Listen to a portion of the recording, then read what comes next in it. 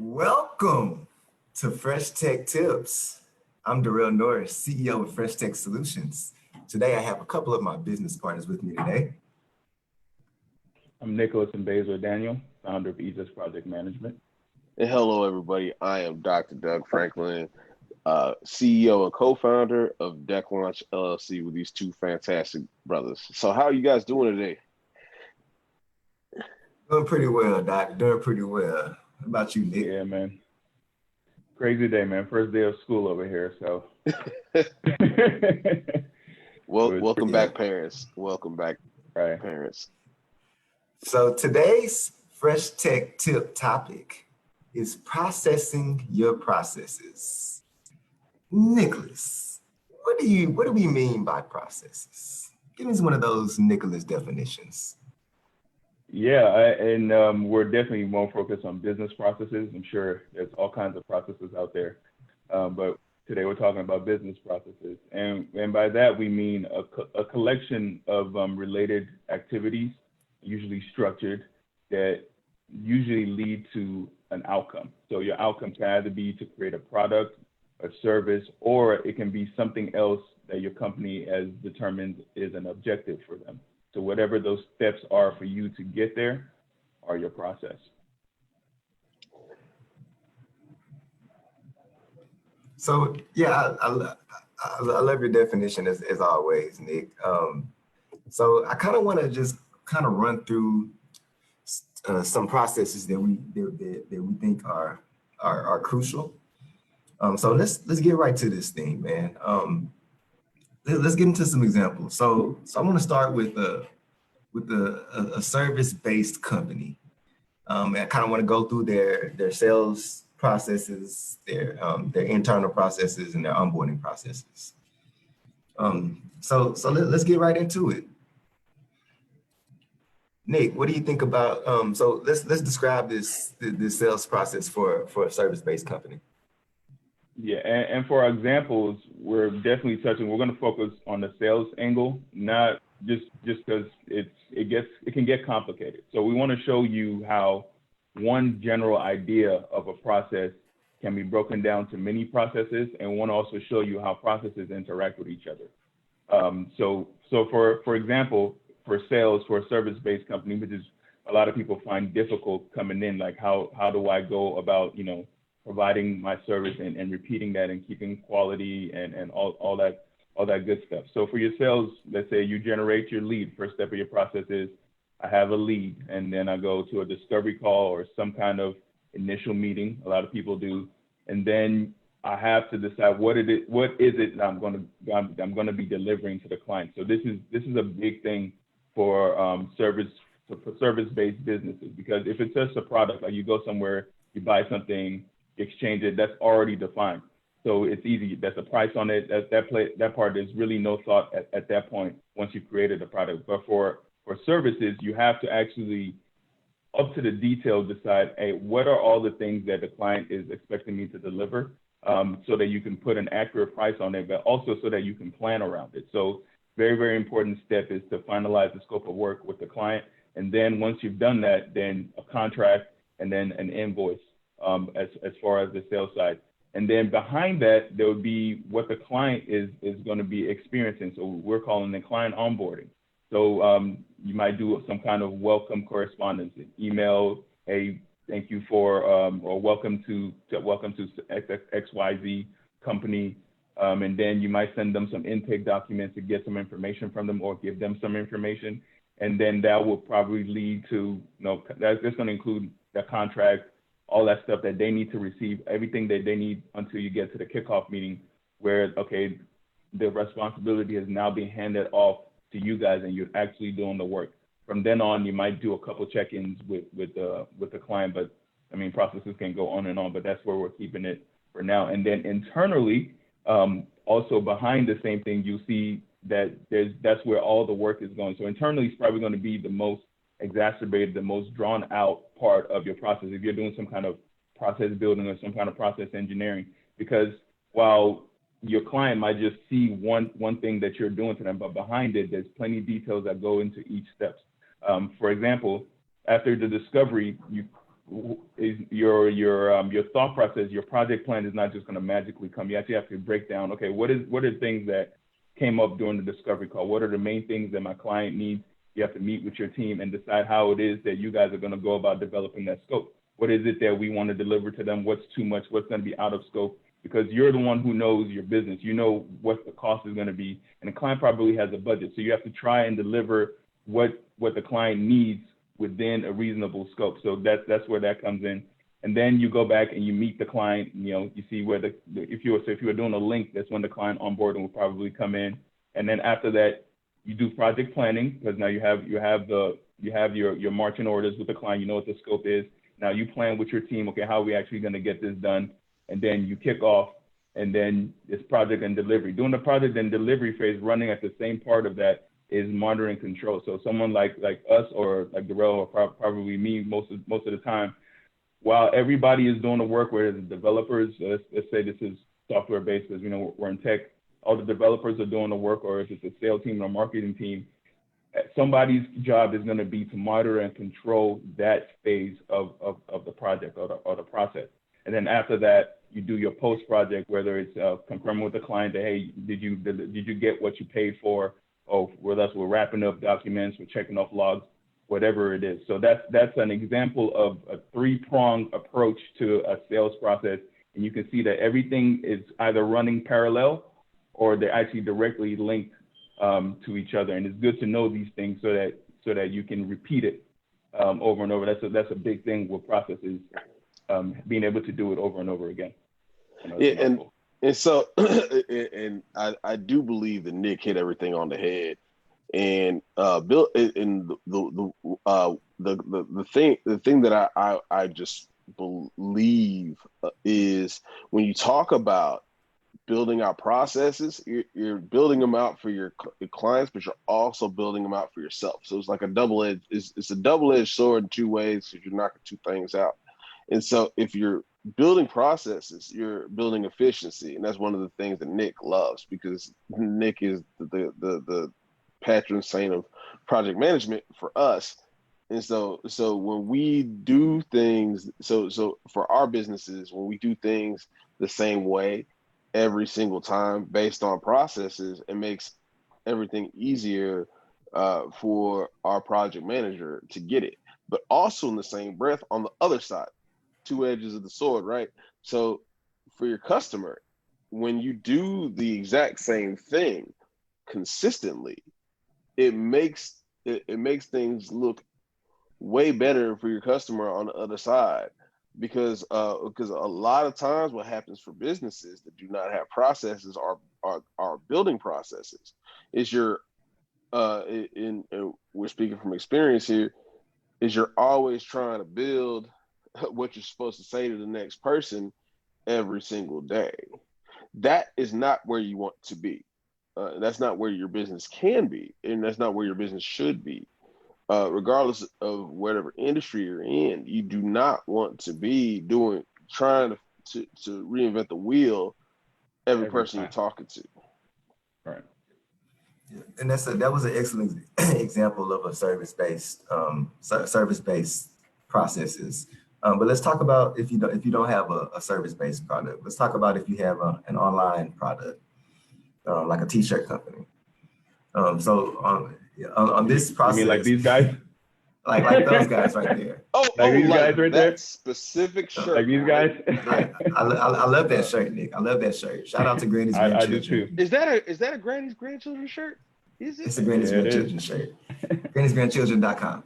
But enough of the shameless plugs. Okay. So if we're talking about a company like GGC, like Granny's Grandchildren, the sales process is going to be a lot different. It's not going to be, this long onboarding, gathering requirements, finalizing scope of work. No, all you're going to have to do is get the sale. It's mostly, if it's online, they're going to go to your website and buy, and that's the end of the sales. Well, not the end of the sales process. That's the end of the lead part of the sales process from the customer standpoint. Then we kind of go into Nick. Let's go into and what happens after that sales is actually made online. Right. And so we can go into like the customer side. Let's just call it customer management. Sales made, so you send some kind of confirmation out to the client, and then you send them details about their order, where the shipping information, if there's some kind of rewards like a loyalty that they might have signed up for there, you send them that information, and then a thank you email to wrap it all up. Internally, once you do receive that order, the first thing when someone comes to your site, I know a lot of people, if you guys go to like Home Depot or any place you do an online order, something that's very frustrating is when somebody buys something and on your site it says there's three there, and you try to purchase it and there's 0. So so one of those steps is the inventory. Now that could be a whole thing, a whole process by itself that you should have done already when we're talking about this. Derrell's like, I shouldn't even have to talk about that. So that should be its own process somewhere, that way you're constantly checking your inventory so that when you get here, there is no problem. Because if you get here and there's a problem, that might be a customer that you never see back. So that's something that, so at this point, inventory, then order management. I receive the order, what things I have to do. If I'm reprinting, is there a custom shirt? Maybe I'm reprinting it, just come from the t-shirt idea. I have to print it. Maybe I have to get orders. What's the logo? I got to check if there is there some kind of copyright on it, whatever that process is for you to get the order ready, it's prepared, and then it's fulfilled. And then you ship it out. What are the steps for shipping? So like we said, internally, there's always multiple steps within each step. So for shipping, who's shipping it? Do you already have that set up? Is it how many orders are you getting? The shipping size is going to be different. All that stuff, that's where that goes in. And once that's all done, then the customer interface. So you need to tell them, where is it? Okay, I've received your order. Your order has been packaged. It's been shipped out. It made it to here. This is your tracking. And then after it's done, like think Amazon, they're going to send you a nice picture of where they dropped it off. They're probably going to reach out to you in about a few days to see, hey, how was your order? Do you need to return it? All that stuff has to be built into your process. And this might change if you're watching this and you're thinking, well, some of these things don't apply. We just want you to think about the main points. We want you to think about your process and think about how many things go into it, and think about your desired result. Where does it start? Where do I want it to end? And what goes in the middle? That's really what's important. The details here might not match, but the thinking, the paradigm is still the same. So let's talk about some cool businesses that I know that have amazing processes, and we're talking about some product-based examples. So one of my favorite places where the last time we had a t-shirt episode, because and Nick cheated today. He wasn't supposed to wear a t-shirt. He's supposed to be, but like I told you, it's first day of school, man. Hey man, I get it. So I'm gonna pull. So I wear Father Fresh t-shirts all the time. Oh, you can't see it. Oh, because oh yeah, we can't see it. But one of my favorite people at FAMU, McDonald Gene, has a great brand with Father Fresh. Unbelievable t-shirts. And what makes him so great is that he actually, as part of his process, he invests time to send people text messages even when they don't want them. So and it's really kind of like it's almost like counterintuitive, because basically you should never inundate people with text messages, but his text messages when he talks to his clients are so intimate. They're so good that you can't be mad. Right. And so you get these great messages, and especially since he started this business literally during this whole this whole epidemic, that just make so much sense, and they're fantastic. And that brings extra value. My favorite product-based example by far is Discreetly Greek. My brother, my fraternity brother, Rashad, what's up, boy? So Rashad was doing, he does these amazing t-shirts, right? Unbelievable stuff. But what you get with the t-shirt as well is he would put nostalgic candy in the bag. So you get the drop off, and you open up the bag, and there's now layers,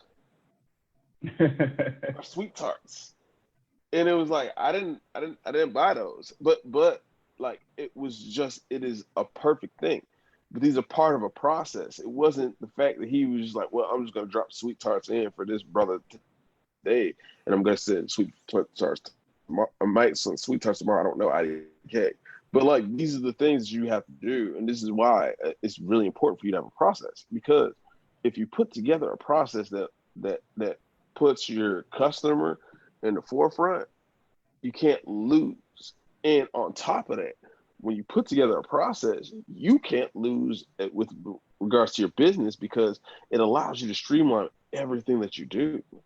And so you have to put together these processes so you don't have to figure stuff out. Just make it easy, but also make it fun.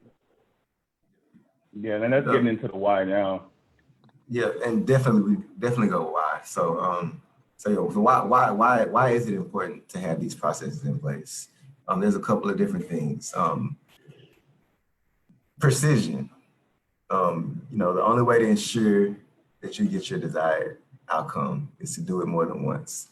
So and the more you do it, the better you're gonna get at it, the easier it's gonna be. And it's just a all around better thing. And we are living examples right now. We are definitely in the process of changing processes. and we're already seeing the difference. It's making such a difference already in how we operate. And it just helps you. It just helps you scale. It helps you be in a position to scale. So another why is scaling. So it allows you to increase or decrease the size of your operation as required. If you have those processes in place, then you don't have to worry about trying to figure it out when you get too big, when you get too busy. So that's another one. Efficiency. With processes, you reduce the waste of resources and time and finances because there's so much wasted time that goes in the stuff that doesn't have a process. So that's another one is control. So you reduce the risk of failure and you increase the ability to problem solve. And that's it's all about risk reduction because once you have these processes in place, it's a lot harder to make mistakes. It's a lot harder to do those one-off things when you have a process, and you have to trust the process and stick to it. Yeah, definitely. I mean, and all these things, they all kind of link together because if you think about it, once you have a process, then you can do something with it. When you don't have a process, everything is ambiguous. It's like water. You can't hold water in your hand, but you can grab a bucket of water and you can move it around. If you want to change it, you want more water, get a bigger bucket. If you need a bigger process, you can increase it. But if there's no process, you can't increase nothing. You can't reduce nothing. You can't fix nothing. All that thing. So it gives you a platform to build on, to change, and that's really why it's so important. And that I know we talked about why processes are important. Let's talk about how to create processes. Like, what is the process for creating processes? So now we're doing Inception, right? So now we're talking about process for the processes. Okay, so this is what you have to do. You realize there's a whole bunch of things you have to do for your business every single day. And so the way that I tell people when they ask me, so like, how am I gonna be more efficient? I tell you, take a piece of paper out, like for real, just real easy. Take a piece of paper and you write down everything that you do for your business, by the line, by the hour, by the minute, by the second. When you figure that out, there's certain things that you do every single time, and when you find those things, that's where you have the opportunity to say, oh, well, if I'm talking to a client in a specific way, or if I'm going to a client in a different way, or I'm sending things to somebody who just bought my services, you take those really meaty things that you put into your summary, and you break those down too. One of the things, and this is a Fresh Tech Deck Launch thing, we break down everything. We break down everything. And so when you get to a function like that well, every time I talk to a customer, it requires me an hour of my day, or every time I send something off, it requires me an hour of the day. What are you doing during those minutes? You start to break those things down, and then you look to see what you do every single time. And then when you figure out what you're doing every single time during these things you do every day, now you're starting to build processes. There's two very important things with the nature of processes. Is number one, you got to realize what you're doing. It sounds really kind of intuitive, but like that's something that we don't necessarily do as human beings. We don't necessarily think about what we do every day that are things, right? And then the second thing is you write it down. It is and Nick will appreciate this story. So like we were like thinking about our processes for Deck Launch, and I was like, yeah, we got to write down our processes. I had it written down in email from like last year that I sent to the guys. Completely forgot about the email, but it's written down. And why is it written down is because, first of all, you're not gonna remember. Second of all, when you write it down, it becomes stone. It becomes like verbatim. Like you start to just do it. And those are the things that are very important to you. So like that's why you got to get these processes together. Yeah, and then that leads into tracking, like you mentioned. So in that situation, we probably could have been tracking a little bit better. But even when the processes are built, tracking. So when I do this, when I'm doing it this way, how much time is it taking me? What are my results? Are they what I want them to be? Who am I talking to?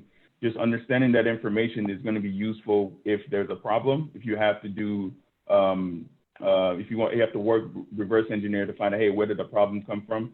I'm tracking everything. So you don't just build a process and be like, okay, I do this and this. You still have to get some more details so you can fix things. Or if you do something great, you have the details of how you did it. So that's a key part of processes. And then optimize. That's another thing that you can't do that without tracking. Without having a process and tracking results, you can't optimize. You can't make subtle changes to make things better or to change the outcome. So those are the key things that you have to remember as far as we're talking about how to create processes and process your processes. Beautifully said. Again, as usual, I want to thank both of you guys for joining, and thank for all of our listeners for taking the time out of your busy schedules. We really appreciate and truly value every second that you spend with us. Please go and follow the Fresh Tech Tips Facebook group and listen to us on any podcast, iHeart, Spotify, iTunes, Google, all of that DSPs. stuff. All of them. Just look for Fresh Tech Tips. There's Tips with the Z, of course. Give us 5 stars, please. Give us 5 stars. Write a review about us. Yeah, go write some reviews. Give y'all a call to action today. So again, we're here. We'll be back next Monday around 12 o'clock. And we just want to say thank you for joining Fresh Tech Tips, and we'll see y'all next week.